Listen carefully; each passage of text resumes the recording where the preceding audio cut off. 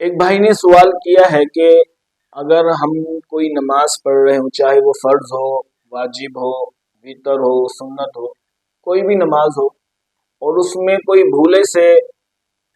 کوئی واجب ترک ہو جائے یا کچھ ایسی صورت ہو جائے کہ جس سے سجدہ صاحب لازم ہوتا ہے، اب سجدہ صاحب لازم ہوا اور پھر اس نے بھولے سے اس سجدہ صاحب کو بھی نہیں کیا اور سلام پھیر دیا، تو اب کیا کرنا چاہیے؟ اس کے بارے میں شرعی حکم کیا ہے؟ تو ایسی صورت میں شرعی حکم یہ ہے کہ اگر کسی پر سجدہ صاحب لازم ہو گیا تھا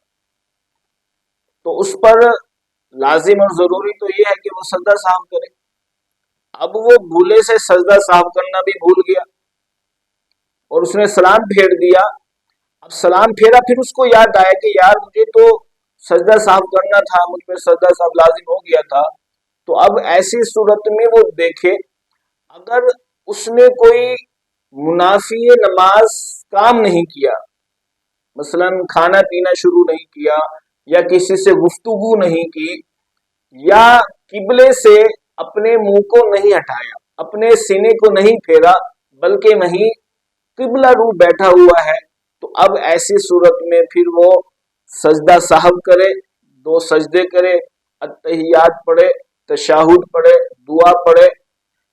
درود شریف پڑھے اور پھر سلام پھیر دے۔ اگر اس نے کوئی منافی نماز کام کر دیا یا قبلے سے اپنے سینے کو پھیر دیا جس کی وجہ سے نماز فاسد ہو جاتی ہے، اگر ایسا کوئی کام کر دیا پھر اس کو یاد آیا، تو اب ایسی صورت میں اس کے لیے حکم یہ ہے کہ وہ دوبارہ اس نماز کا اعادہ کرے۔ تو خلاصہ کلام یہ ہے کہ اگر منافی نماز کوئی کام کر دیا یا قبلے سے منہ پھیر لیا، سینہ پھیر لیا، تو دوبارہ نماز کا اعادہ کرے۔ اگر منافی نماز کام نہیں کیا تھا تو